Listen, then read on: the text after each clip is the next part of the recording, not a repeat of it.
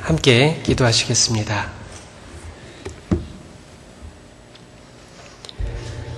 사랑과 은혜가 충만하신 하나님 아버지 감사합니다. 우리를 구원해 주시고 주님의 몸된 교회 가운데에 함께 거할 수 있도록 불러주심을 감사합니다.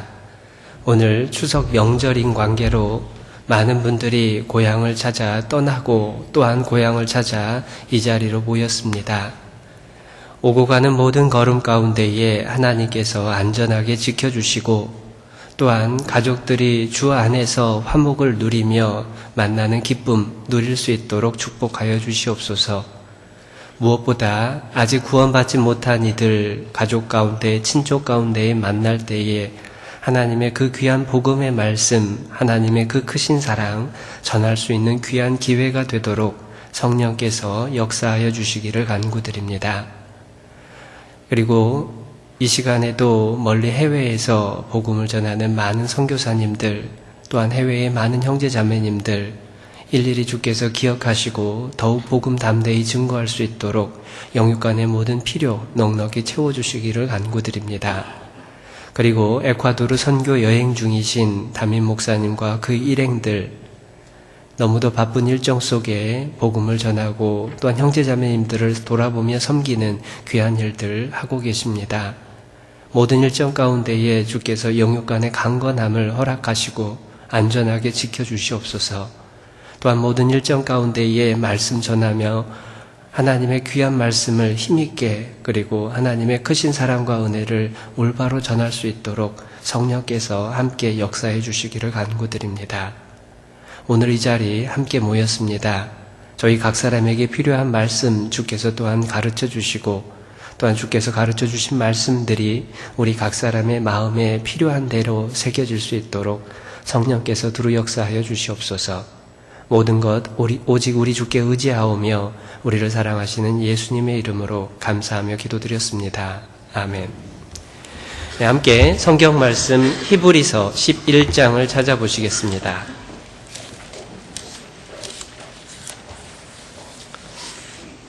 히브리서 11장을 찾으신 곳에 줄을 끼워 두시면 도움이 되겠습니다. 히브리서 11장 13절로 16절 말씀입니다.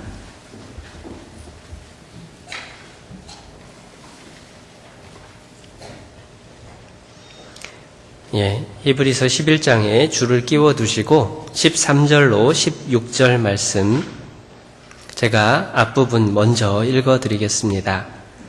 이 사람들은 다 믿음을 따라 죽었으며 약속을 받지 못하였으되 그것들을 멀리서 보고 환영하며 또 땅에서는 외국인과 나그네로라 증거하였으니 이같이 말하는 자들은 본향 찾는 것을 나타냄이라.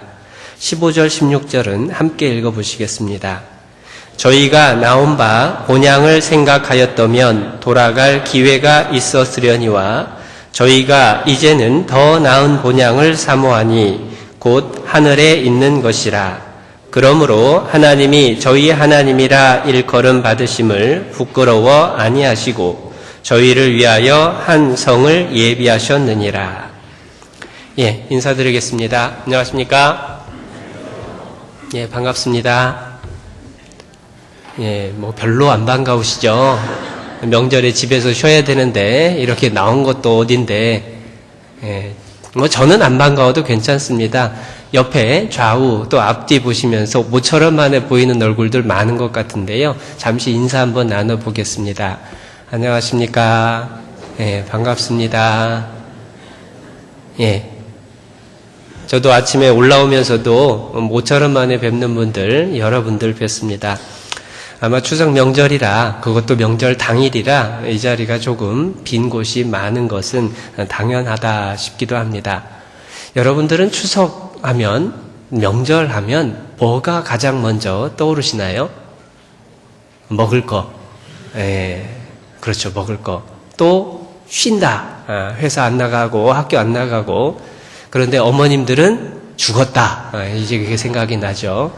오히려 더 일이 많고 피곤하고 또 고향이라는 단어도 생각이 납니다. 푸근함이라는 단어도 생각이 납니다. 어머니라고 하는 단어 우리의 마음속에 따뜻함으로 다가오죠. 그래서 명절의 차가 그렇게 밀림에도 불구하고 우리가 시골 고향을 찾는 이유는 그곳에 푸근함이 있기 때문이고 그곳에 가족이 있기 때문이고 내가 태어난 곳이기 때문에 그곳을 기꺼이 찾는 것이 우리들의 미풍양속이라고 생각을 합니다. 성경에서도 고향 이야기가 여러 번 나오는데요. 우리가 함께 읽은 본문 속에서도 고향과 똑같은 의미를 갖고 있는 본향이라고 하는 단어가 3번 반복이 되고 있습니다. 14절에 보시면요. 이같이 말하는 자들은 본향 찾는 것을 나타냅니다. 본향을 찾는다라고 하는 것은 사람의 본성입니다. 바쁘고 힘들 때 정말 눈물 나고 괴로울 때에 더 생각나는 게 본향이기도 하죠. 그래서 명절이 되면은 더 고향 생각이 많이 나는데 북한을 고향으로 두신 분들은 명절 때가 되면 TV를 통해서 보여주는 모습에 눈물을 글썩이면서 가고 싶어도 가지 못하는 그곳을 떠올리면서 어렸을 적에 뛰어놀던 그 언덕을 생각하면서 눈시울을 적시는 모습을 보게 됩니다. 사람은 누구나 본향을 찾고자 하는 그러한 모습이 있죠. 아브라함도 마찬가지로 그러한 본향 찾는 마음이 있었을 겁니다. 그래서 15절에서는요. 저희가 나온 바 본향을 생각하였다면 돌아갈 기회가 있었으려니와. 여기 저희는 앞에 11장 1절부터 설명되어 있는 믿음의 선진들이고요. 특별히 바로 앞에 나와 있는 아브라함과 그 가족 사라를 이야기를 한다라고 생각을 하면 조금 더 이해하기가 쉽습니다. 아브라함은 원래 고향이 갈대아 우르입니다. 오랫동안 거기서 살았죠. 75세까지 살았으니까요. 그런데 그 고향 땅에 이 터를 잡고 편안하게 살고 있었을 아브라함에게 하나님의 음성이 들렸고 그리고 가나안 땅을 향해서 먼 여정을 시작했습니다. 가나안에 도착해서도 그렇게 평탄한 삶은 아니었죠. 계속해서 떠돌이 생활을 하는 것처럼 보였습니다. 그렇기 때문에 먼 타국 땅에 혼자 다른 가족들, 친척들 다 떨어지고 그나마 조카 롯이 있었는데 롯과도 헤어지는 일들도 경험을 하고 정말 고향 생각이 더 많이 났을 거다라고 생각을 합니다. 그런데 그렇게 고향 생각을 많이 하면서도 고향으로 돌아가질 않았죠. 15절에 저희가 나온 바 본향을 생각하였다면 돌아갈 기회가 있었으려니와. 사람이 본향으로 돌아가고 싶은 마음이 당연함에도 불구하고 아브라함이나 믿음의 조상들은 그 본향으로 돌아갈 기회가 있었을 텐데도 그 기회를 찾지 않았다라고 하는 것을 알려줍니다. 그 이유는 뭘까? 왜 그토록 그리워할 고향을 찾지 않았을까? 너무 멀어서냐? 그건 아닙니다. 먼 거리 찾아서 왔으니까요. 오히려 더 큰 이유가 있습니다. 그게 16절이죠. 16절 말씀. 저희가 이제는 더 나은 본향을 사모하니 곧 하늘에 있는 것이라. 이제는 하늘에 있는 더 나은 본향 어딜까요? 이제 하나님의 나라 천국을 사모하는 마음을 품고 있었던 겁니다. 15절에 있는 본향은 육신의 고향입니다. 그리고 16절에 있는 본향은 이제 영혼의 고향입니다. 우리가 돌아갈 곳, 우리가 나왔던 곳. 육신에 나왔던 고향으로 돌아가는 마음보다 더 큰 사모하는 마음이 어디에 있었느냐면 영혼에 돌아갈 나라, 하나님의 나라를 떠올리면서 육신의 아쉬움, 그리움들을 눌렀을 것을 이 말씀을 보면서 생각하게 됩니다. 그런데 성경에는요, 신약 성경에 고향, 본향이라는 단어들이 여러 번 나오는데 특별히 주로 육신의 고향의 이야기가 많이 나옵니다. 마가복음 6장에 보면 예수님의 고향 이야기가 나오죠. 마가복음 6장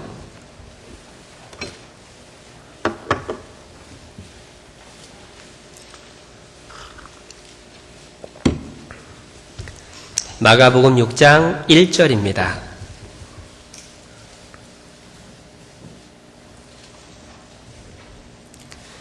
6장 1절 예수께서 거기를 떠나사 고향으로 가시니 제자들도 좇으니라. 예수님이 고향으로 가셨습니다. 이 고향 동네 이름이 뭐였을까요? 네? 고향이 어디였을까요? 예수님 고향.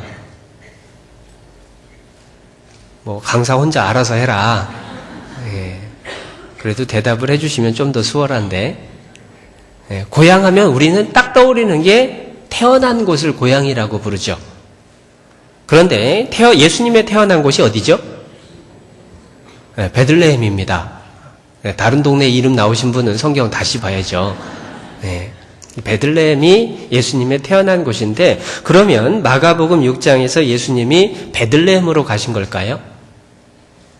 그건 아닙니다. 누가복음 4장에 보면 예수님이 그 자라시던 곳 나사렛으로 내려가시니라고 설명되어 있습니다. 결국은 여기서 고향은 이제 태어난 곳이라기보다는 예수님이 어린 시절을 보내고 청년 시절을 보냈던 그곳을 고향으로 설명을 하고 계십니다. 우리가 생각하는 엄밀한 고향하고는 약간 다르긴 하지만요. 어렸을 적 기억은, 태어났을 때 기억은 갓난아기가 없겠죠. 어렸을 때 자라던 그 모습, 부모님이 계시고 부모님과 함께 지냈던 기억을 갖고 있는 그곳, 그곳이 진짜 고향일 겁니다. 그런데 그 고향에는 아는 사람도 참 많았어요. 그 아는 사람들이 많은 곳에 예수님이 이제 제자들과 함께 가셨습니다. 그래서 말씀을 전하셨더니 2절에 이런 일이 벌어집니다. 안식일이 되어 회당에서 가르치시니 많은 사람이 듣고 놀라 가로되 이 사람이 어디서 이런 것을 얻었느뇨? 이 사람의 받은 지혜와 그 손으로 이루어지는 이런 권능이 어찌 됨이뇨? 이 사람이 마리아의 아들 목수가 아니냐? 야고보와 요셉과 유다와 시몬의 형제가 아니냐? 그 누이들이 우리와 함께 여기 있지 아니하냐 하고 함께 읽어봅니다. 예수를 배척한지라. 고향에 와서 하나님의 말씀을 전했습니다. 능력을 나타내길 원했습니다. 그런데 뜻밖의 반응이 나오죠. 그곳에 있던 사람들이 예수님의 가족들을 너무 잘 아는 거예요. 또한 예수님의 친척들이 그곳에 있었습니다. 그러면서 도대체 어디서 나온 말이냐라고 하면서 오히려 예수를 배척했죠. 그때 예수님의 대답이 4절이었습니다. 4절은 함께 읽어보겠습니다. 예수께서 저희에게 이르시되 선지자가 자기 고향과 자기 친척과 자기 집 외에서는 존경을 받지 않음이 없느니라 하시며, 자기 고향, 자기 친척, 자기 집 외에서는 존경을 받지 않음이 없다. 쉽게 말하면 자기 고향, 자기 친척, 자기 집에서는 존경을 받는다는 뜻일까요? 못 받는다는 뜻일까요? 못 받는다는 뜻이에요. 고향에 갔더니 오히려 인정받지 못한다라는 얘기를 합니다. 구원받은 우리들도 같은 경험을 해보기도 합니다. 명절에 시골을 찾았어요. 아직 구원받지 않은 가족하고 함께 모였습니다. 그들에게 배척을 받기도 하고 무시를 당하기도 하고 때로 핍박을 받기도 하고, 예수님의 그러한 경험들을 우리도 실은 경험을 하고 삽니다. 한 번은 이런 일이 있었답니다. 아프리카 선교를 갔던 한 선교사님이 아프리카 선교에서 실패를 맛봤습니다. 아들 둘을 잃었습니다. 부인도 잃었어요. 너무도 슬프고 힘들어서 이제 고향으로 돌아왔습니다.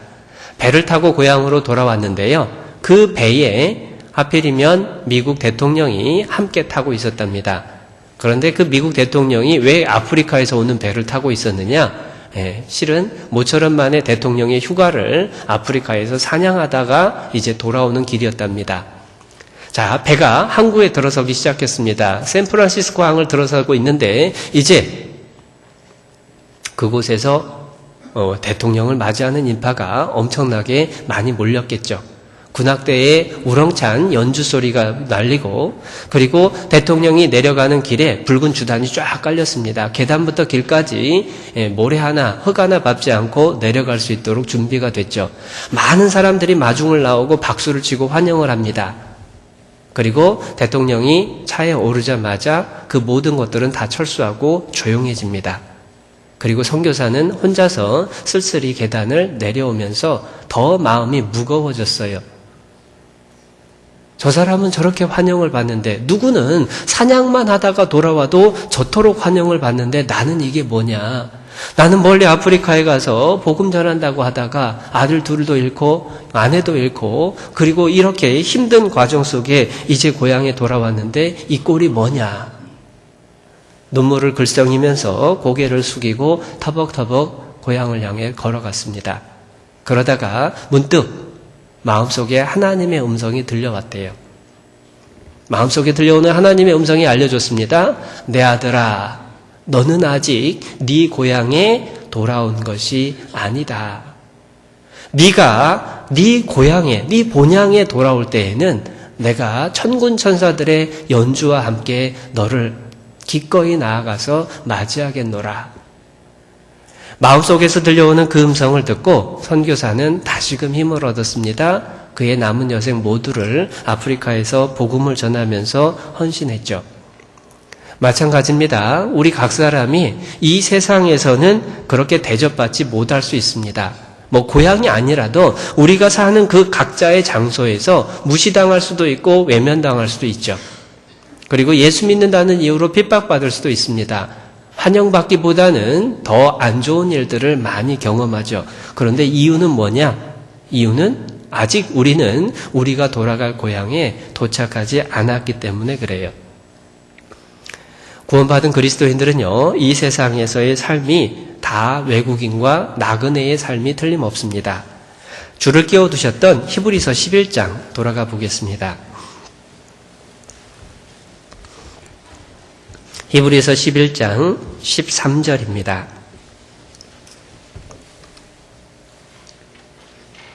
13절 이 사람들은 다 믿음을 따라 죽었으며 약속을 받지 못하였으되 그것들을 멀리서 보고 환영하며 또 함께 읽겠습니다.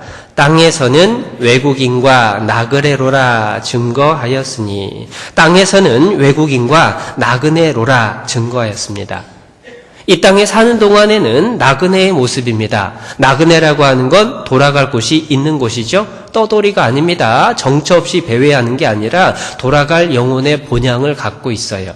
그리고 외국인입니다. 외국인이다라고 하는 이유는 우리 구원받은 사람의 시민권은 하늘에 속해 있기 때문에 그렇죠.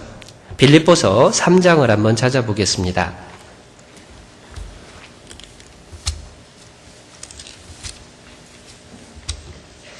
빌립보서 3장 20절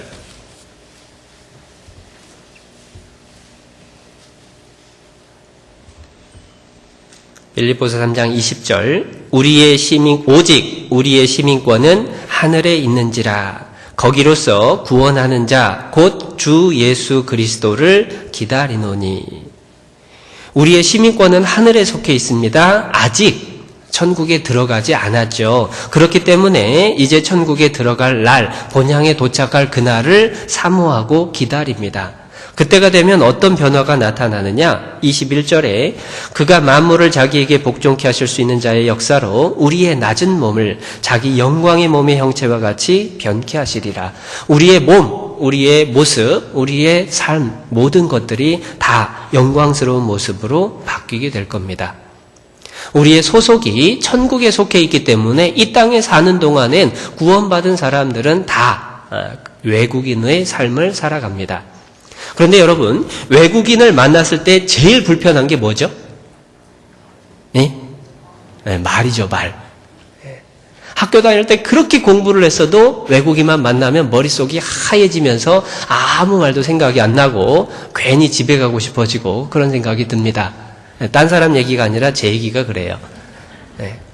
사람 앞에 두고는 정말로 머리가 하얘집니다. 책 읽는 건 괜찮은데, 영어로 된 책 읽는 건 괜찮은데 외국인을 만나서 얘기하려고만 하면 답답해지죠. 말이라고 하는 것이 외국인과 우리 사이를 갈라놓는 일들을 합니다. 마찬가지입니다. 구원받은 사람이 이 세상에서 외국인이다, 그 얘기는 구원받은 사람이 쓰는 말과 이 세상 사람이 쓰는 말이 다르다라는 걸 알려줘요. 사사기에 보면 입다라는 사람 이야기가 나옵니다. 입다는 길르앗 사람이었거든요. 그런데 길르앗 사람이었던 입다가 전쟁에서 암몬을 물리쳤습니다. 그런데 괜히 에브라임 사람들이 시비를 건 거예요. 왜 우리를 안 불렀냐? 우리가 학교에서 이겼을 텐데 왜 우리를 안 불렀느냐? 그 시비로 말미암아 다시 전쟁이 벌어집니다. 그리고 길르앗 사람들이 승리를 하죠. 에브라임 사람들이 도망을 가는데 요단강을 건너가야 됩니다. 길르앗 사람들이 길목을 딱 막고 부둣가에서 이제 사람이 찾아오면 물어봐요. 당신은 길르앗 사람입니까? 에브라임 사람입니까? 나 에브라임 사람 아닌데요? 길르앗 사람인데요? 그러면 한마디 단어를 불러주면서 발음해보라고 하죠. 십볼렛이라고 해보시죠 라고 이야기를 합니다. 그래서 발음을 십볼렛이라고 정확히 하면 그 사람은 길라 사람으로 인정돼서 살려주고, 십볼렛이라고 발음이 좀 이상해지면 그 사람은 그 자리에서 죽임을 당했습니다. 4만여 명이 그 자리에서 죽임 당했거든요. 발음 하나 잘못했다고. 우리나라 성경에는 십볼렛 이렇게 돼 있지만요, 영어 성경에 보면은 이 십볼렛이라고 하는 게 SH 발음입니다. 쉬 발음. 그런데 에브라임 사람은 쉬 발음을 안 된대요. 그래서 시 발음밖에 안 된대요. 우리나라로 하면 경상도 사람이 쌀 이게 안 되고 살 팔러 간다라고 얘기하는 것과 똑같다고 합니다. 단어 하나, 아니 발음 하나 잘못했다고 목숨이 왔다 갔다 하죠. 그런데 실은 목숨이 왔다 갔다 한 이유가 단어 발음 하나 잘못했다는 그 이유가 아니죠. 실은 그 발음을 못했다, 그 단어를 말을 못한다라고 하는 것은 이제 그 사람이 어디에 속했는지를 드러내준다는 의미입니다. 그 사람이 에브라임 사람이다라고 하는 게 그 사람의 입술을 통해서 나오는 말을 통해서 확인이 되는 거예요. 마찬가지입니다. 우리가 외국인이라면 이 세상에 사는 다른 구원받지 않은 사람과 구원받은 우리들의 말, 우리들의 언어 생활은 다를 수밖에 없을 겁니다.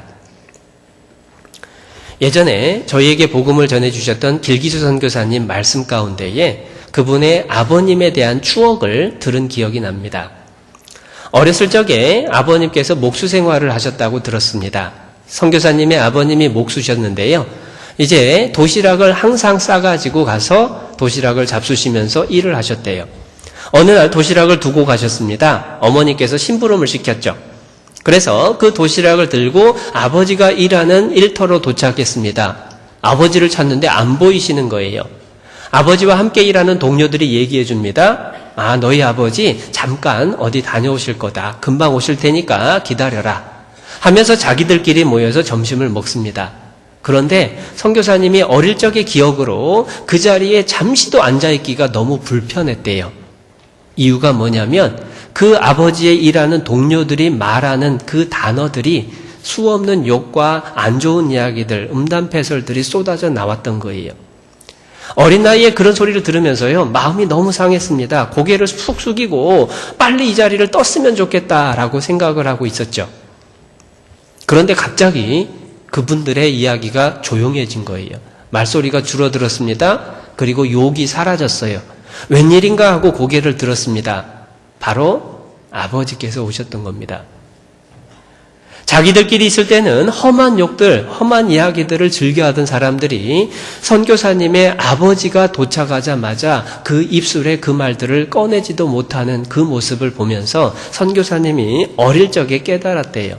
아, 이게 그리스도인이구나.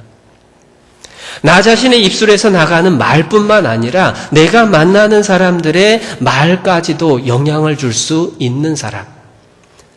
그리고 즐겨 쓰는 단어가, 즐겨 쓰는 말이 다른 사람. 언어가 다른 거예요. 구원받은 사람과 구원받지 않은 사람이 똑같은 말을 쓸 수가 없는 겁니다. 에베소서 5장을 찾아보겠습니다.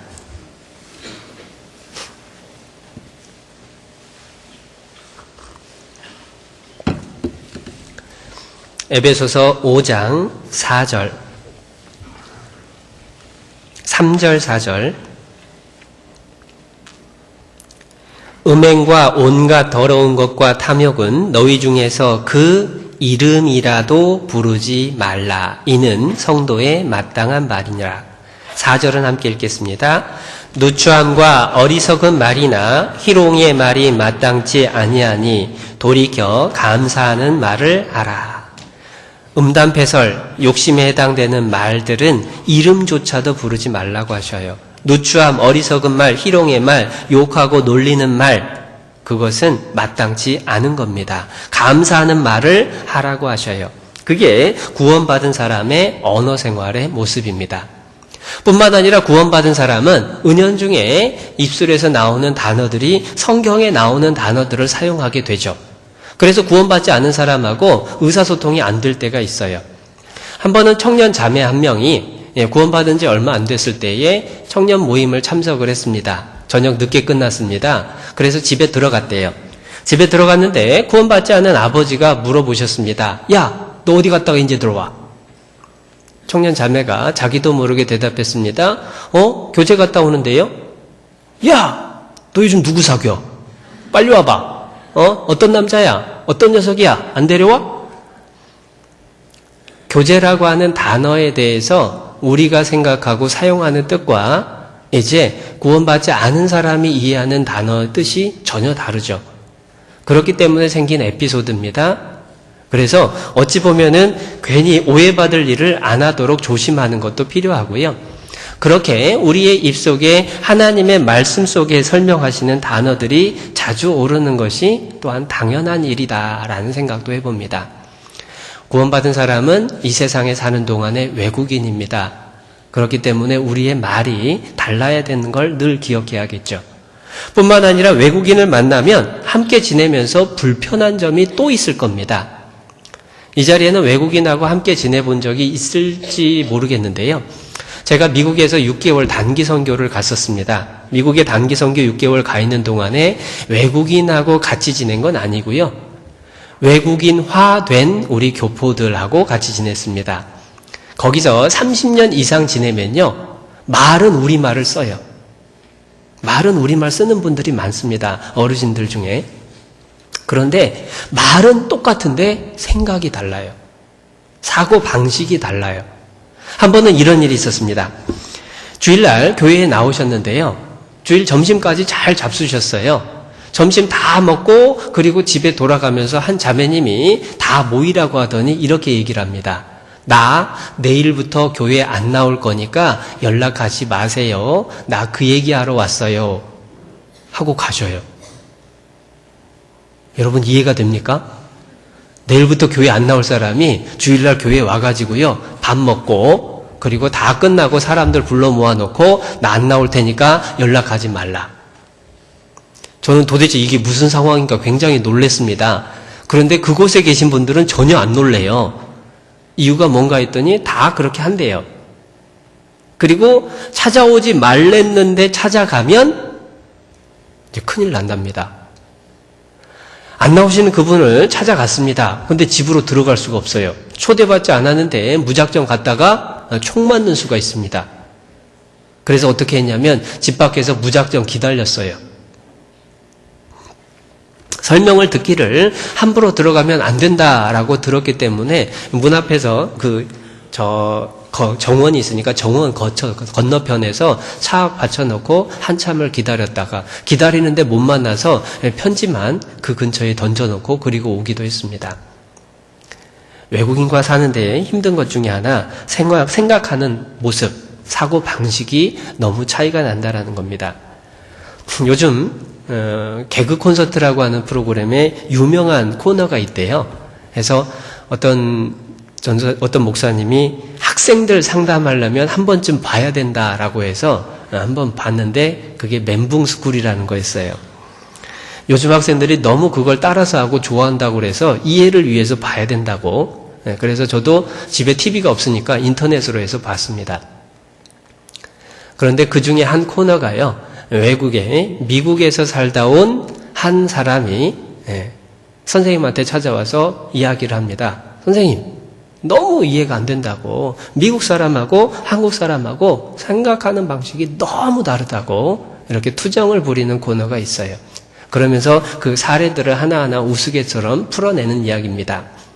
그런데 그게 우스개가 될 수 있었던 것은 실제로 외국인과 우리나라 사람하고 그만큼 사고 방식이 다르기 때문에 그래요.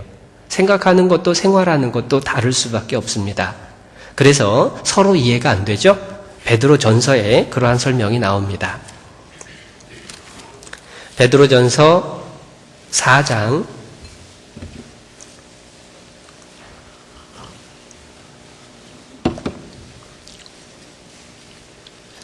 베드로전서 4장 3절 4절입니다.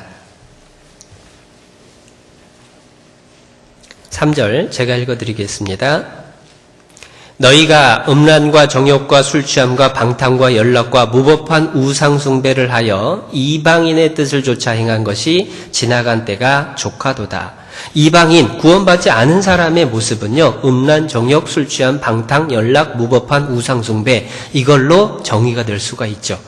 우리도 구원받기 전에 그랬습니다. 그러나 이제 변했다는 거예요. 4절 함께 읽겠습니다.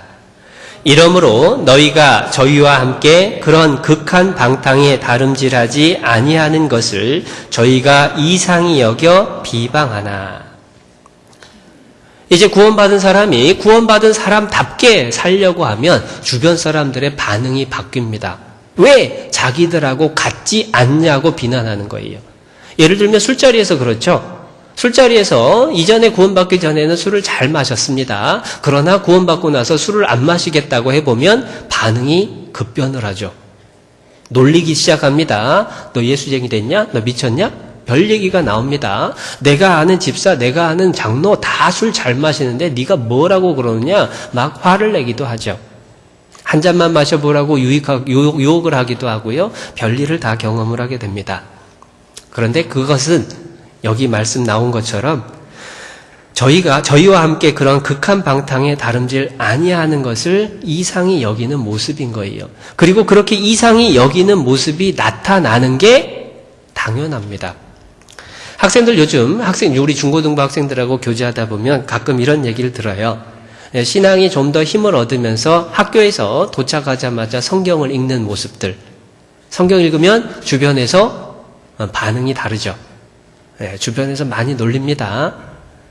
또 식사하는데 기도를 할 때도 마찬가지죠. 식판을 앞에 두고 식사를 하느라고 기도를 먼저 하잖아요. 기도하고 눈 뜨면 식판이 사라지기도 하고 반찬이 바뀌어 있기도 하고 맛있는 건 사라지고 맛없는 것만 잔뜩 쌓여 있기도 하고 별일을 다 겪습니다. 모 전도사님은 학생 때 하도 그렇게 성경을 열심히 읽고 있으니까 주변의 친구들이 교주님 하면서 쫓아다녔다고도 하더라고요. 주변 사람들의 보기에 이상해져요. 처음에는 비방의 대상입니다. 처음에는 이상하다고 놀리기도 하고 핍박을 당하기도 하죠. 그러나 우리가 굳건하게 그 모습을 지켜나가면 서로 불편함을 알기 때문에 오히려 서로 배려를 해주는 일들도 경험을 합니다. 한 번은 이제 설교 말씀을 듣다가 어느 목사님이 구원받고 나서 얼마 안 됐을 때 간증을 해주시는데요. 이분이 운동선수 출신이었기 때문에 술을 굉장히 좋아하시고 잘 드셨던 분이랍니다. 그런데 구원받고 나서 내가 술을 마시면 안 되겠구나라는 걸 알고 나서 회식 자리에서 노래를 시켰답니다. 노래 한 자리 뽑아봐라. 술이 권하 있을 때 그런 권유를 들었습니다. 그래서 서슴지 않고 마이크를 붙잡고 기어이 시키니까 알겠다고 하겠다고 해서 마이크 잡고 불렀습니다. 얼마나 아프셨나 못 박힌 그 손과 발. 아주 그냥 찬물을 확 끼얹은 것처럼 조용해졌겠죠. 다시는 노래를 안 시키더랍니다. 우리가 살아가는 모습이 다른 사람과 같을 수가 없죠. 저도 그런 경험을 해봤습니다. 이제 회사에 들어갔을 때에 술을 안 마신다는 게 입사 전부터 어떻게 알려졌어요. 인사팀을 통해서. 그래서 회식 자리가 됐고 노래 부르는 자리가 됐는데 저보고 뭐라고 하냐면 애국가 부르라고, 진짜 사나이 부르라고, 어차피 유행가 안 부를 거 아니까 그냥 그렇게 시키기도 하더라고요. 그리고 그 뒤로부터는 절대 2차 안 데려갑니다. 1차에서 밥만 먹고 얼른 가라고, 알았다고 가라고 하죠. 구원받은 사람은 이 세상에 사는 동안에 외국인의 삶을 살아갑니다. 외국인은 언어가 다를 뿐만 아니라 생각이 다르고 삶의 모습이 달라요. 그리고 그것이 당연하고 자연스러운 겁니다. 우리가 이 세상 사람들에게 이상히 여겨 비방을 받는 이유가 뭘까? 극한 방탕에 함께하지 않는다는 이유로. 이제 죄를 함께하지 않고 깨끗하게 살려고 애쓰는 그 모습으로 인해서 비난을 받는 그 모습이 구원받은 그리스도인의 당연한 모습인 겁니다. 우리는 다 외국인이죠. 뿐만 아니라 히브리서 11장에 외국인과 나그네라고 이야기를 하죠. 나그네라고 하는 건 돌아갈 곳이 있는, 이 현재 머무르고 있는 곳이 현재의 내 머무르고 있는 곳이 내 집이 아니다. 진짜 내 고향이 아니다. 라고 하는 것을 아는 사람, 그 사람이 나그네입니다. 그렇기 때문에 나그네는요, 이 나그네 생활을 하는 동안에는 지나가는 과정의 것들의 욕심을 적게 부리게 돼요. 왜냐하면 지나가는 것에 너무 욕심을 많이 부리면 앞으로 나가는데 불편해지기 때문에 그래요. 가진 물건이 많아지면 많아질수록 짐이 무거워집니다. 그러니까 나가기가 힘들어지죠. 그렇기 때문에 나그네는 지나가는 과정에 자기를 짓누르는 것들을 자꾸만 덜어냅니다. 구원받은 사람은 나그네입니다. 이 세상 살아가는 동안에 천성을 향해서 가는 길에 회방되는 것들을 자꾸만 내려놓는 삶, 그것이 구원받은 사람의 모습이라고 설명을 해주죠. 히브리서 12장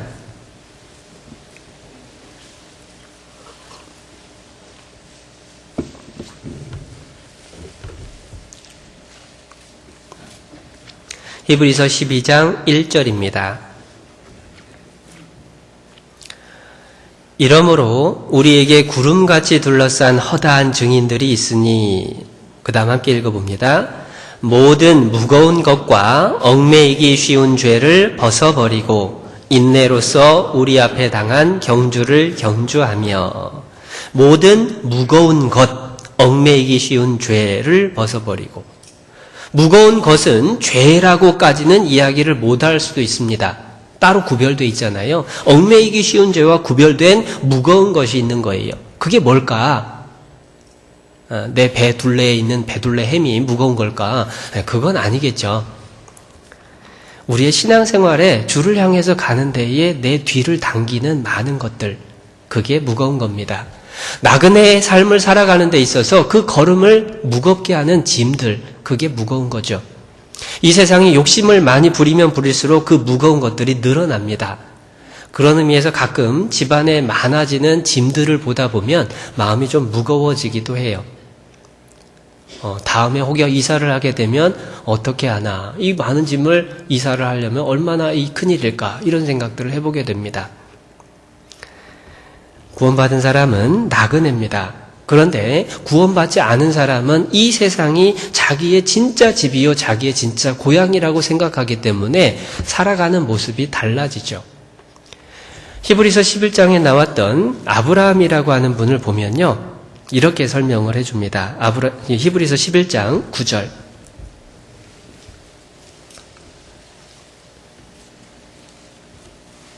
나그네의 삶을 살았던 아브라함을 이렇게 설명을 해주거든요. 믿음으로 저가 외방에 있는 것 같이 약속하신 땅에 우거하여 동일한 약속을 유업으로 함께 받은 이삭과 야곱으로 더불어 어디에 거하였다고요? 장막에 거하였으니. 장막에 거하였으니. 나그네는요, 여기 현재 있는 곳이 자기 진짜 집이 아닙니다. 잠깐 머무르다가 옮겨가야 될 것을 알아요. 그렇기 때문에 집을 짓는 게 아니라 천막을 칩니다. 왜냐하면 걷어서 들고 가야 되기 때문에 그래요. 그런데 이 세상에 욕심을 둔 사람들의 모습을 비교하자면 창세기 4장에서 발견할 수 있습니다.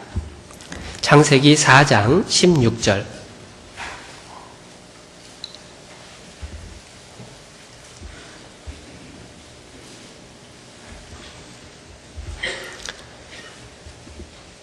창세기 4장 16절.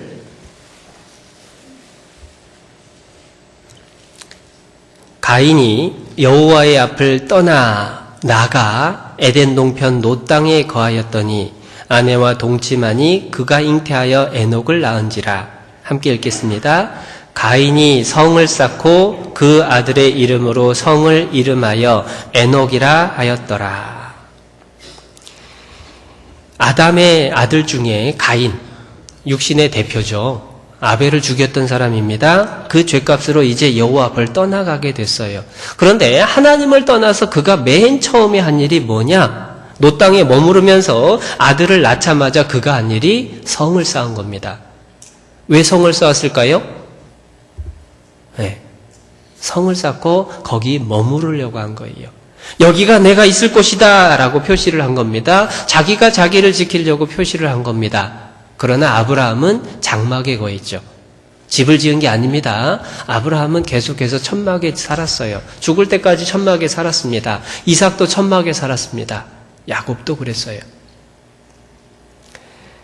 나그네는요, 이 세상에 살고 있는 이 순간이 내가 진짜 있어야 될 곳이 아니라는 것을 분명히 압니다. 그렇기 때문에 돌아갈 본향을 생각하고 그곳에 가기에 합당하게 현재에 있는 짐을 줄이는 겁니다. 내가 옮겨가야 될 것을 분명히 알고 장막을 치고 사는 거예요. 천막 치고 사는 겁니다. 이스라엘 사람들이 그것을 자꾸 잊어버릴까봐 이스라엘의 명절 7가지 중에 맨 마지막 7번째 명절이 초막절이에요.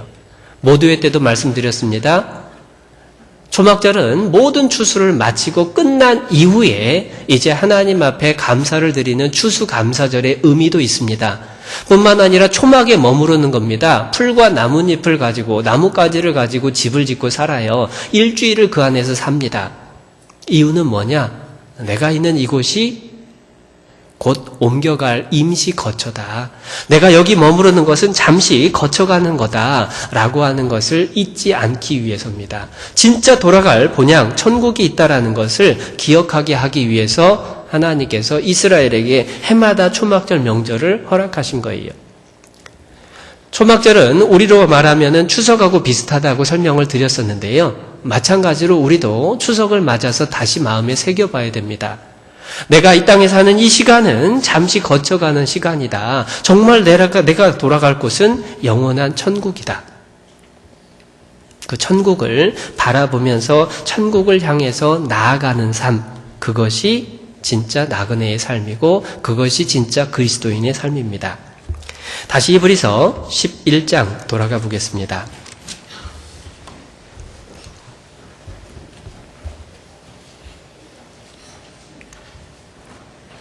16절입니다. 이제 진짜 본향에 대한 설명이 나오죠. 16절. 저희가 이제는 더 나은 본향을 사모하니 곧 하늘에 있는 것이라. 영원한 천국이요 하나님의 나라, 하늘에 있는 것들을 사모하는 마음으로 고향 돌아가고 싶은 생각을 참고 이 세상을 이겨나갑니다. 그러므로 하나님이 저희 하나님이라 일컬음 받으심을 부끄러워 아니하시고 아브라함의 하나님, 이삭의 하나님, 야곱의 하나님이라 일컬음 받으심을 부끄러워 아니하셨어요. 이유가 뭡니까? 왜 하나님이 아브라함의 하나님이다 일컬음 받기를 부끄러워 아니하셨느냐? 무슨 얘기하다가 그 설명을 했냐면요. 저희가 나온 바 본향을 돌아가고 싶은 마음이 있었지만 그것을 참고 더 나은 본향, 하늘에 있는 것을 향해서 그것을 사모하면서 살아갔던 그 모습, 그 믿음을 칭찬하신 거예요. 우리가 이 세상을 믿음으로 살아간다라는 것이 그겁니다. 여기 이 세상은 잠깐 지나가는 것이고 내가 영원한 천국에서 어떻게 살 것인가, 어떻게 하나님을 만날 것인가 그거를 생각하며 살아가는 것. 그것이 진짜 믿음의 삶이고 그것을 하나님이 기뻐하십니다. 그러한 사람에게 하나님이 준비하신 게 16절 끝에 나와 있죠. 저희를 위하여 한 성을 예비하셨느니라. 한 성을 예비하셨느니라. 그 성이 뭘까요? 천국일까요? 성 이야기가 나오니까 성경 요한계시록에 성에 대한 설명이 나와 있습니다. 요한계시록 21장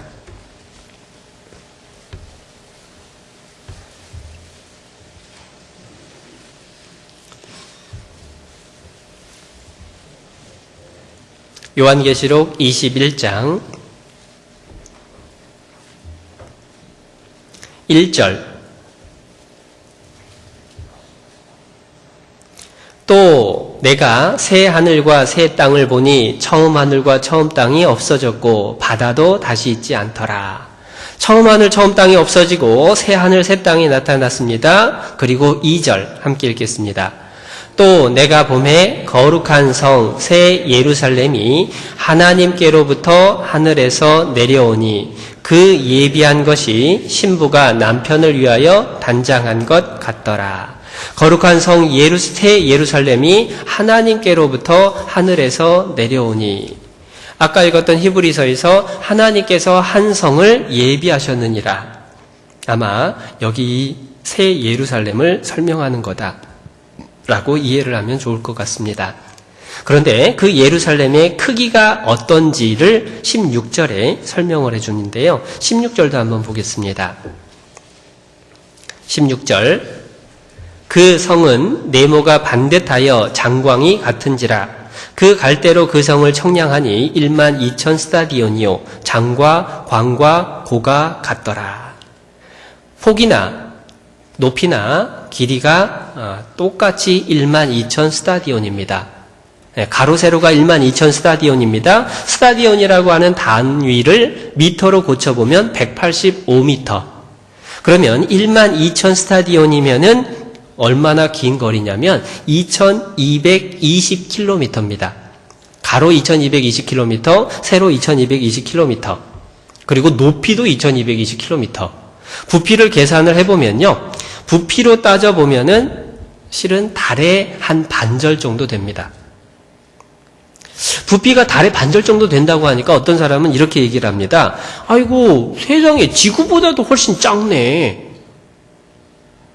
지구보다도 훨씬 작은 그곳이 천국이라고 하면 너무 작은 거 아니냐? 라고 생각을 할지도 모르겠습니다. 그런데 오해하면 안 됩니다. 새하늘과 새 땅이 있고 거기에 새 예루살렘 성이 내려오죠. 저는 어떻게 생각을 해보냐면요. 아파트 생각을 해봤어요. 넓은 땅에 아파트가 하나가 탁 이렇게 내려왔어요. 땅이 넓습니까? 아파트가 넓습니까? 땅이 훨씬 더 넓을 거 아니에요. 그렇게 상상을 해보면서 이해를 했습니다. 거기다가 2220km 가로 세로의 넓이라면은 얼마나 넓은 땅일까? 그걸 한번 계산을 해봤어요. 그래서 평으로 한번 환산을 해봤더니요. 바닥 면적이 1조 5천억 평입니다. 1조 5천억 평. 평으로 계산을 했을 때. 그러면 한반도, 그 중에 대한민국이 몇 평 정도 되는지 혹시 아십니까? 참 강사가 쓸데없이 별것 다 계산하죠. 네, 열심히 계산을 해봤더니요. 한국 면적이 평으로 따져보면 300억 평입니다.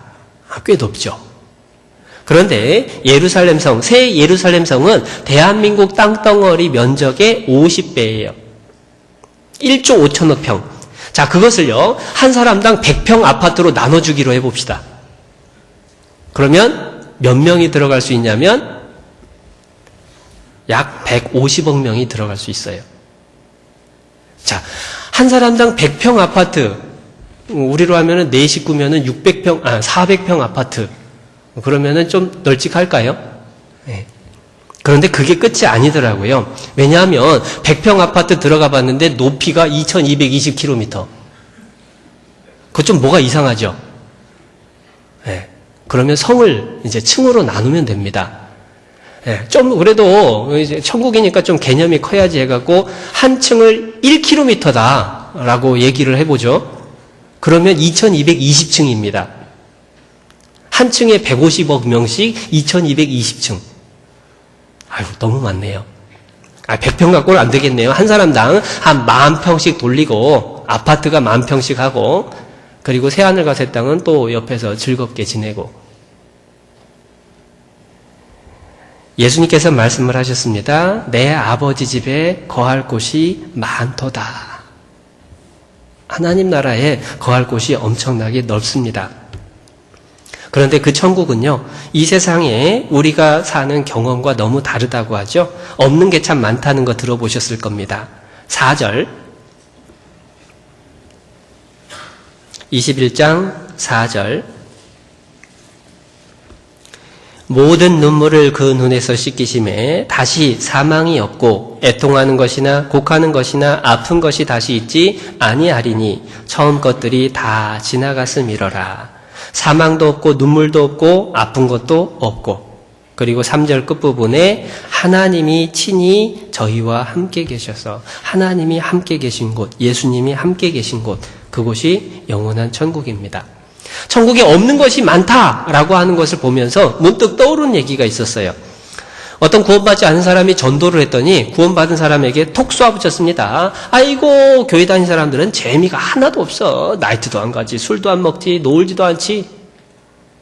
그래서 전도하던 그리스도인 형제님이 대답을 했답니다. 아유, 맞다고. 그리스도인은 없는 거 참 많다고. 걱정 근심도 안 하죠. 세상에 고생할 것도 그것도 넉넉히 이겨나가죠. 구원받은 사람은 눈물을 하나님이 닦아주실 겁니다. 이 세상 걱정 근심 이기고 이제 영원한 천국에서 그 모든 것을 벗어버릴 날이 올 거예요. 그런데 그 천국은요, 넓기만 한 곳이 아니라 엄청나게 아름다운 곳이라고 설명을 해주죠. 그 내용이 21장에 자세히 나오는데요. 18절부터 잠깐 한번 보겠습니다. 18절. 그 성곽은 벽옥으로 쌓였고 그 성은 정금인데 맑은 유리 같더라. 그 성의 성곽의 기초석은 각색 보석으로 꾸몄는데 해서 20절까지 12가지 보석이 나오죠. 21절. 그 12문은 12진주니 문마다 한 진주요. 성의 길은 맑은 유리 같은 정금이더라. 그러니까 길바닥을 정금으로 깔아놓고 살고 보석으로 다 성을 꾸며놓고 삽니다. 이 세상에 말로 형언할 수 없는 아름다운 곳, 영광스러운 곳이 천국임에 틀림없죠. 그러한 천국에 내가 들어가서 산다라고 하는 것이 정말 우리가 사모해야 될 모든 것일까? 실은 그게 전부가 아닙니다. 히브리서 11장 다시 한번 돌아가서요. 26절을 보겠습니다.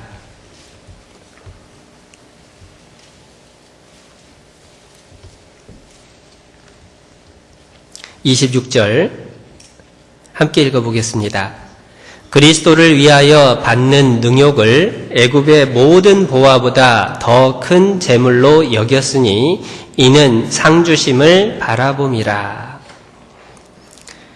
모세의 이야기입니다. 모세가 애굽의 왕자로서 누릴 수 있는 모든 부귀 영화와 특권을 다 내버린 이유, 그건 뭐냐면 상주심을 바라봤기 때문에.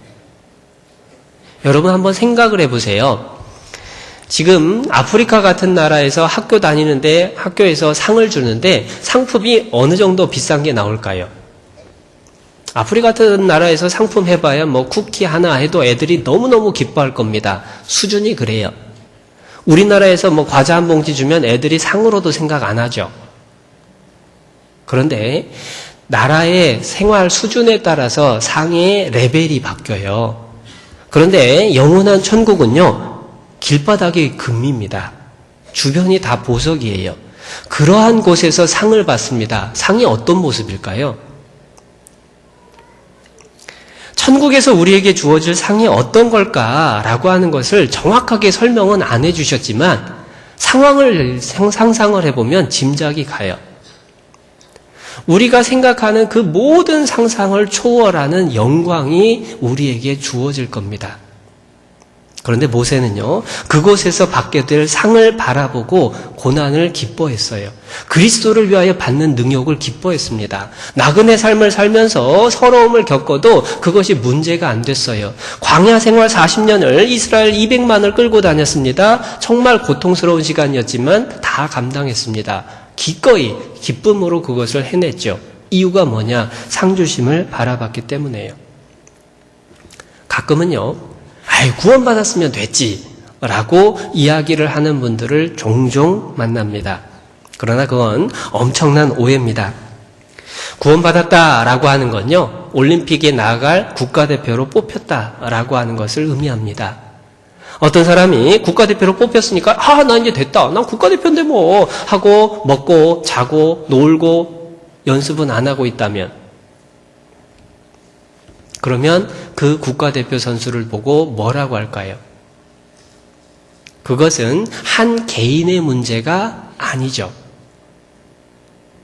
그것은 국가에 대한 배신입니다. 국민에 대한 배신이에요. 물론 국가대표 선수들이 자기 자신의 영광을 위해서 금메달 따기 위해서 솔직히 말해서 아마 상상하건대 금메달 따면 평생 먹고 살 걱정 안 해도 되니까 그거 위해서 열심히 뛴다, 그렇게 생각할 수도 있습니다.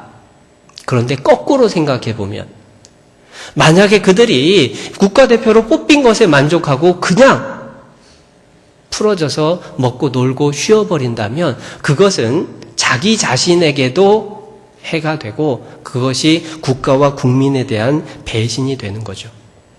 구원받은 사람이 영원한 천국에서 하나님이 준비하신 상 받기를 거부하고 관심을 두지 않는다면 그것은 하나님을 배신한 거죠. 천국을 배신한 겁니다.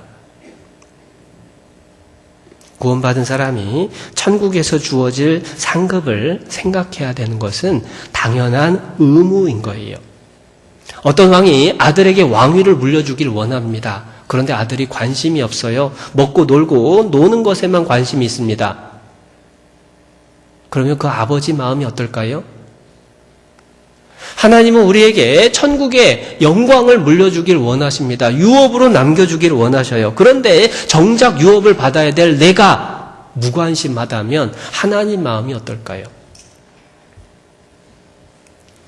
우리가 천국의 상급을 바라보는 것은 내가 얻을 영광을 위해서도 당연한 일이지만 하나님을 생각할 때에 구원받았다면 상급과 상관없이 하나님의 마음을 생각할 수 있다면 정말로 게으를 수 없고 정말로 상 얻기 위해서 하나님이 주시고자 하는 영광 내가 조금 받아 누리기 위해서 노력하고 분발하는 것이 당연할 겁니다. 만약에 그렇지 않다면 천국에서 다시 되갚음 받을 거예요. 한 번은 이런 일이 있었습니다. 전주교회에서 실제 있었던 일인데요. 초등부 졸업식이 있었습니다. 초등부 졸업식 날 이제 1, 2학년, 3, 4, 5, 6학년 전체가 다 모여서 한 학년씩 진급을 하고 또 6학년은 졸업을 해서 중학교로 올라가고 그런데 그때에 전체가 다 모여서 시상을 합니다. 시상을 하는데요. 다 일일이 상을 줄 수가 없으니까 대표로 상 받을 사람들을 앞으로 불러내게 되죠. 그래서 달란트상, 최고 달란트상, 진보상, 그리고 출석상, 헌금상, 여러 가지 상을 만들어서 아이들 한 사람 한 사람 다 줄 수는 없습니다. 받을 사람을 뽑아서 이제 시상을 합니다. 그런데 한 남매가 있었습니다. 그런데 그 남매 중에 위에 큰아이는 상에 한 4번, 5번 이름이 불렸어요. 계속 상을 받았습니다. 그런데 그 동생은 상 받는 내내 한 번도 자기 이름이 안 불렸어요. 자, 누나는 상을 받았는데 동생이 상을 하나도 못 받았습니다. 끝나고 돌아갈 때 무슨 일이 벌어졌을까요? 끝나고 마지막 분반을 하기 위해서 흩어질 때에 그 아이 앞에 서서 물어봤어요. 괜찮냐? 하고 물어봤습니다. 갑자기 아이 눈에 눈물이 주르륵 흘러요. 1학년짜리였습니다. 졸업식 날 자기 이름이 안 불렸다라는 것 때문에 눈물을 흘립니다. 여러분 그 모습 보면 무슨 생각이 듭니까? 아이고 애는 애구만 이런 생각 드실까요? 어떤 부모는 그 아이를 보면서 얘기해 줄 수도 있을 겁니다. 야야야야 그 상 얼마짜리냐? 5,000원짜리 내가 사줄게 울지 마 라고 얘기할 수도 있어요. 그런데 어른들 입장에서는 그 상이 뭐 별거냐라고 아무렇지도 않게 생각하는 걸 왜 그 어린아이는 이름 한 번 안 불린 걸 가지고 울어야 했을까? 처음에 몰랐는데요. 가만히 생각해 보면서 큰 교훈을 받았습니다. 어른들은 죄에 많이 물들어 있잖아요. 그렇기 때문에 그까지 상 안 받으면 어때? 라고 쉽게 무시해버립니다. 그러나 아이 입장에서는 상품뿐만 아니라 자기 이름이 불리느냐 안 불리느냐 그것 가지고 울어요. 이유는 뭐냐? 죄가 아직 그 속에 많이 나타나지 않아요. 죄가 덜 물들었죠. 아직 좀 순수합니다. 그 모습 보면서 크게 반성을 하게 된 건요. 천국에 갔을 때 어떨지를 생각해 보면서입니다. 천국에 가면 우리 속에 있는 죄의 존재가 사라져버립니다. 초등학교 1학년의 그 마음이 아니라 아주 깨끗한 죄와는 전혀 상관없는 순수한 모습으로 하나님 앞에 서서 그 가운데에 어떤 사람은 이름이 불리워질 거예요. 모세를 향해서 하나님 칭찬하셨습니다. 내가 이름으로도 너를 알미라. 그런데 어떤 사람은 이름이 불리우지 않을 겁니다. 그때 마음이 어떨까요? 그때도 에이 뭐 그까짓 거 안 불려도 되지 뭐 천국 왔는데 뭐 라고 할까요? 그때에 정말 후회하고 애통해하는 마음이 들 거라고 생각을 합니다. 고린도전서 3장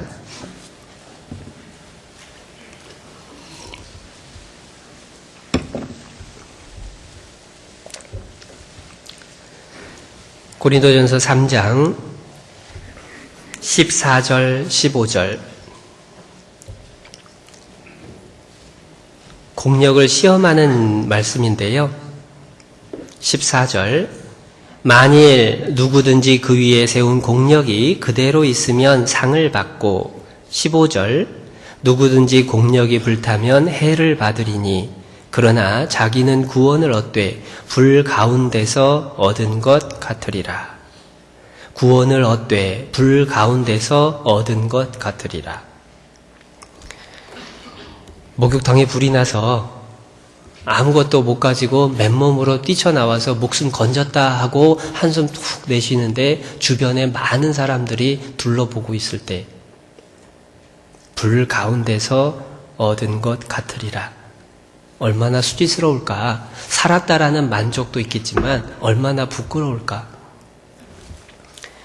우리가 마땅히 이 세상 살아가면서 기억해야 될 두 가지를 말씀드린 겁니다. 우리가 돌아갈 본향에 대해서, 그리고 그 본향에서 하나님이 예비하시고 주고자 하시는 영광을 사모하는 마음에 대해서. 그것이 이 세상 살아가는 그리스도인의 모습이요, 나그네요 외국인의 모습을 살아가는 우리들에게 소망이 될 수 있는 하나님의 주신 축복의 약속이라고 생각을 합니다. 함께 기도하시겠습니다.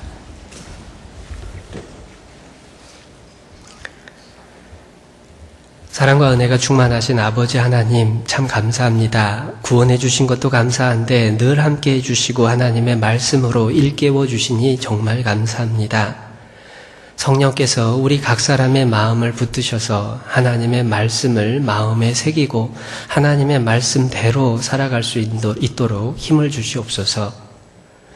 참으로 이 세상 사는 동안에 나그네로서의 삶을 올바르게 살아가서 영원한 천국, 영원한 본향을 사모하는 마음으로 하나님의 예비하신 상급과 하나님의 예비하신 그 만남을 준비하는 모습으로 살아갈 수 있도록 붙잡아 주시기를 간절히 기도드립니다. 명절을 맞이해서 가족과 친척들 모처럼 만에 모였습니다. 즐거운 명절 될 수 있도록 또한 은혜 베풀어 주시고 또한 복음이 전해질 수 있는 귀한 계기를 삼아 주시기를 간구드립니다. 뿐만 아니라 멀리 해외에서 선교 여행 중이신 담임 목사님과 그 일행들 건강과 모든 일정 속에 하나님의 능력으로 함께하여 주시기를 간구드립니다. 모든 것 베풀어 주신 우리 주 예수 그리스도의 이름으로 감사하며 기도드렸습니다. 아멘. 찬송, 은혜 찬송가를 부르겠습니다. 은혜 찬송 112장입니다.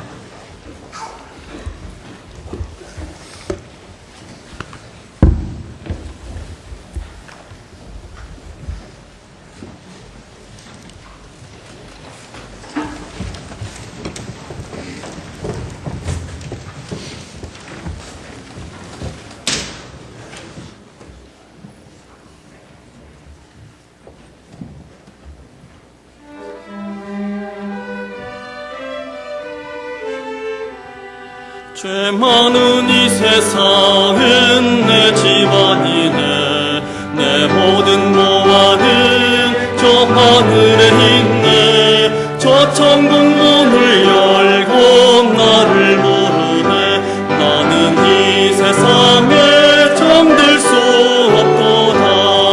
오 주님 같은 친구 없도다. 저 천국 없으면 난 어떻게 하나. 저 천국 문을 열고 나를 부르네. 나는 이 세상에 정들 수 없도다. 저 천국에서 모두 날 기다리네. 내 주 예수 피로 죄 씻음 받았네. 나는 비록 약하나 주 날 지키리.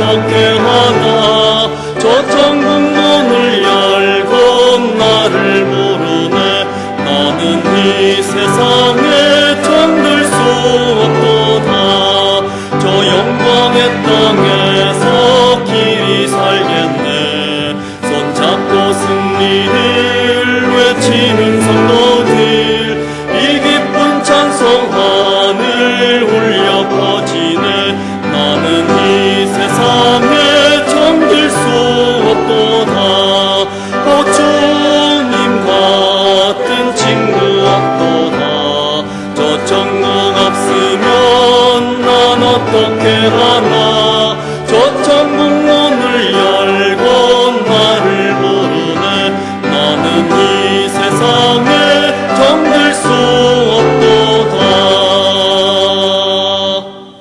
예, 광고해 주시겠습니다.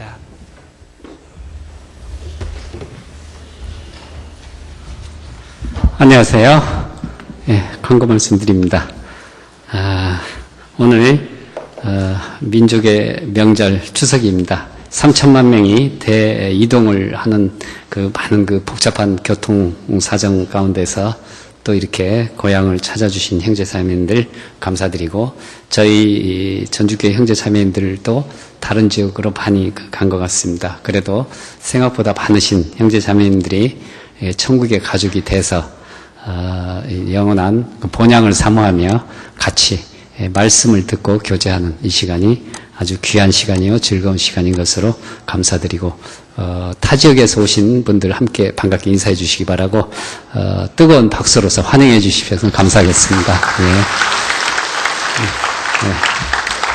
예. 나가시면서 함께 인사 나눠주시면 감사하겠습니다. 저희 그 조병우 담임 목사님 지난 월요일 날 기독교회를 가셨는데 24시간 걸쳐서 비행기를 타시고 잘 도착하셨고 그쪽에서 지금 그 4일 동안의 전도 집회가 오늘 그 12시 딱 이 시간입니다. 이 시간에 전도 집회가 마무리되고 오후 2시부터는 입당식이 진행이 되겠습니다. 그래서 아마 저희 전주교회에서 지난번에 광고 드렸던 바와 같이 성도님들이 함께 헌금을 하고 또 마음을 모아서 승합차 한 대를 기증을 하게 되고 또 따로 입당 헌금도 하게 됩니다. 그래서 땅 끝에 완전히 지구의 땅 반대편에 있는 그 기독교회 성도님들은 우리 전주교회 성도님들을 생각하면서 따뜻한 마음으로 그 선물을 받고 또 기쁨으로 오늘 입당식에 참여하리라고 생각이 됩니다. 또한 조병우 목사님은 그 인근에 있는 그 과약길 교회와 또 에스메랄다사라는 교회는 지금 다시 또 교회당을 짓고 있습니다. 그래서 방문하시고 또 교제하시고 신방도 하시고 이번 토요일 날 귀국할 예정입니다. 건강을 위해서 함께 기도해 주시면 감사하겠습니다. 예, 또한 그 일본 지역도 지금 한국하고 중국은 그 명절로서 크게 이렇게 민족 대이동이 있게 되지만 일본은 또 추석이 없습니다. 그래서 일본 교회는 이번 주간에 센다이 교회, 오사카 교회, 나고야 교회 세 군데에서 전도 집회가 시작이 되겠습니다. 센다이 교회는 남북교회 신남식 목사님과 저희 그 최영규 전도사님이 함께 가시고 오사카 교회는 부산교회 임수환 목사님 그리고 나고야 교회는 부전교회 장기현 목사님과 저희 전주교회에서 4교구 식구들 5분이 동행을 하게 됩니다. 예, 일본 전도를 위해서도 함께 기도해 주시기 바라겠습니다. 청년의 야외교제 10월 3일 날 있게 됩니다. 개천절 휴무를 맞이해서 야외교제에 많이 좀 참여를 해 주셨으면 합니다.